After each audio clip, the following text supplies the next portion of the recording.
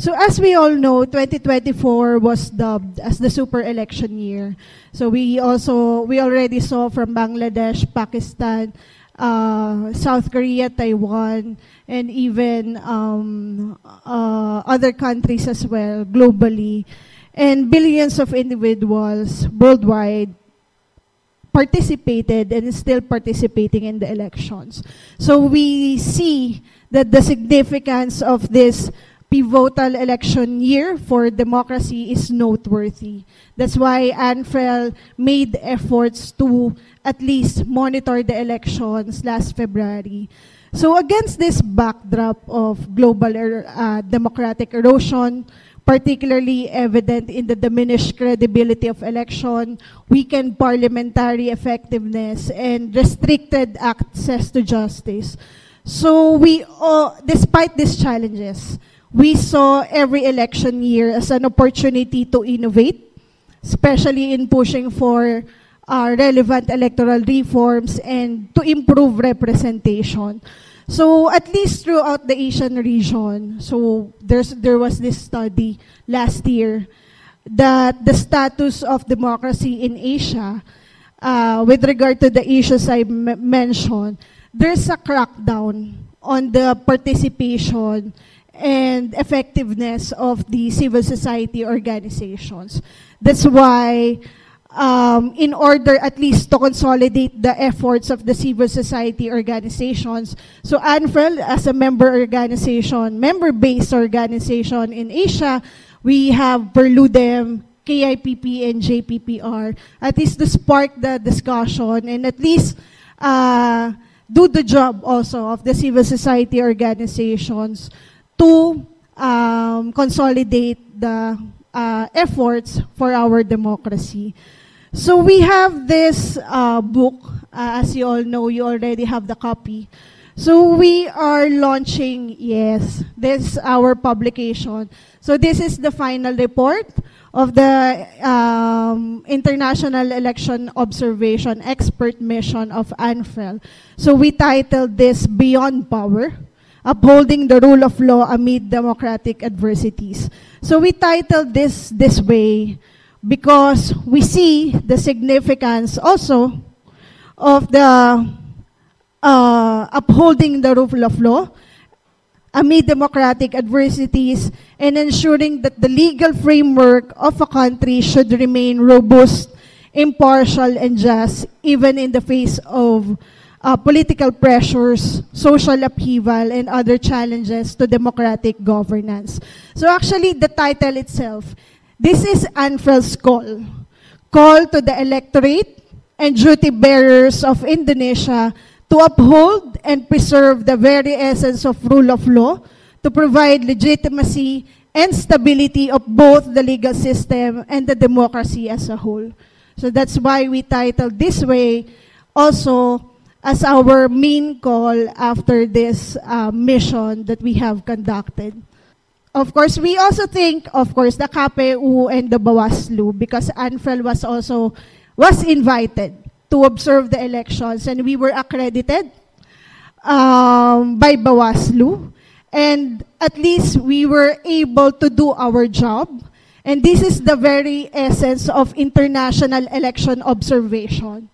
So we have 5. Actually, this is the very objective: to deter electoral fraud through engagements, boost public trust in the electoral system, legitimize or delegitimize the elections, catalyze reforms by providing recommendations, and promote best practices and prevent the bad ones. So this is our team. The mission was very small, but we focused on 5. The legal framework, the electoral processes and the political parties, the media coverage, independence and influence, human rights, gender and vulnerable groups, and the election corruption. So the team was composed of analysts, short-term observers, and the mission management team. So what was the methodology? So we applied desk research, of course, because we only have at least 35 days to conduct the mission, engagement with stakeholders, fieldwork, pre-electoral processes. That was the time we entered in. And then we also have observed at least the last 10 days of the campaign period, and then the election day. So we have covered 11 out of 38 provinces, 126 stakeholders interviewed, and 113 polling stations visited on election day. So, as you already have the copy of our press release today, so we have identified four issues, and at the same time, key electoral recommendations among the members of ANFREL here in Indonesia. So we have identified the mobilization or the misuse of state resources to sway voter preferences, the independence of the KPU, and the responsiveness of the Bawaslu to take on the cases being filed with them. And then at the same time, the pervasiveness of misinformation and disinformation. And at the same time, the last one is the review of the legal framework. So that's the four. And let me just discuss very shortly one by one.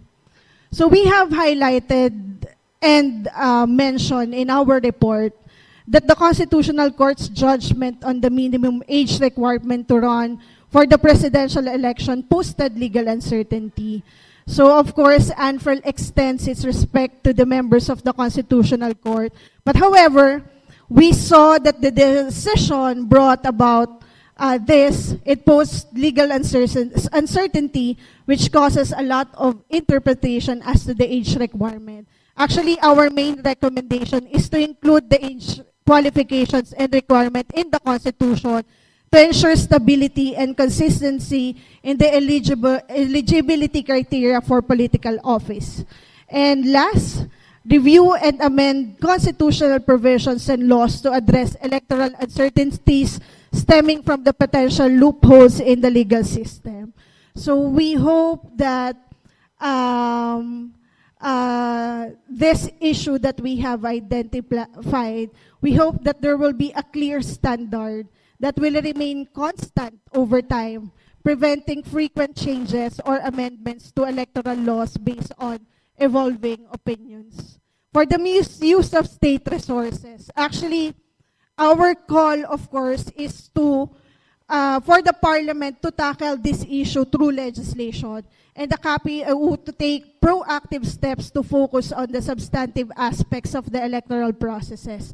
Because as we saw during our election observation, at least for the 20 days that we are here in Indonesia, so we saw this problem, this misuse or abuse of state resources in general.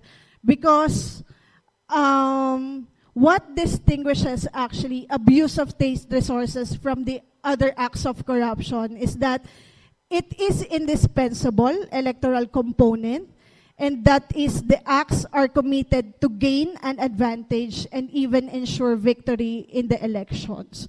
So what we have saw was based on the observation, was the abuse of financial resources that take the form of campaign veiled as distribution of social services or assistance. So we hope not only the Parliament, but also the KPU to take this issue seriously. So actually, this is not only the trend here, but we also saw this in other countries, that this is being abused by the incumbent, or at least not abused, but misuse. So hopefully there will be proper legislation. So it's up to the Parliament and also on the huge power of the KPU on how to regulate this problem. Next is of course, since we have interviewed a lot of stakeholders, it's 126. And the perception of the electoral stakeholders that ANFREL talked to on the ground vary about the performance of the election management body. They're not saying that they are not fair enough, but the problem is they are somewhat skeptical about the competence and independence of the KPU and the effectiveness of the Bawaslu to address election-related violations.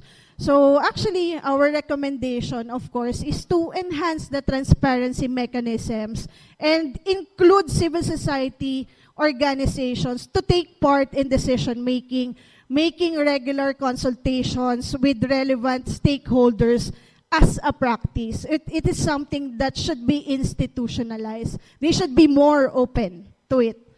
So on the part of the BAWASLU, they should take proactive measures to be transparent about the resolutions of the cases, especially that the structure of BAWASLU is from national up to the local also. And then last one, of course, is the pervasiveness of the mis- and disinformation.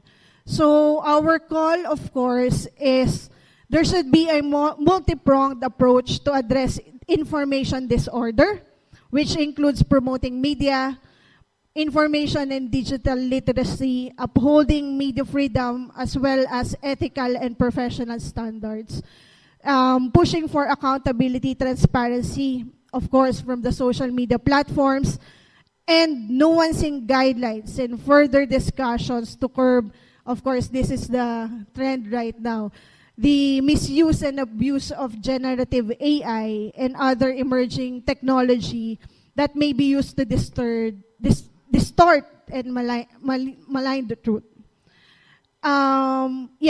Just to show the activities that ANFREL conducted.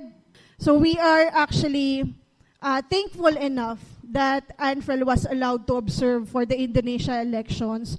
Of course, we are greatly inspired by the democratic spirit of the Indonesian people, exemplified by the high turnout. So at least part of the activities that ANFREL conducted, we also joined the election visit program of the KPU. We also conducted the diplomatic briefing because we also discussed our findings to different international agencies and organizations, and report out after the election observation that we did. So, of course, last is, I think it is the last slide, but I want to end on the note that, of course, Indonesia is again preparing for its upcoming local election, and we want to emphasize the importance of implementing these key electoral recommendations at both national and local levels, because there's really a need to strengthen the legal framework to prevent abuse and to make it more robust, just, and fair, and at the same time to create an inclusive and transparent environment, not only for the right holders, but also for the duty bearers, the civil society organizations, and the electorate. So that's it for ANFREL. Thank you very much.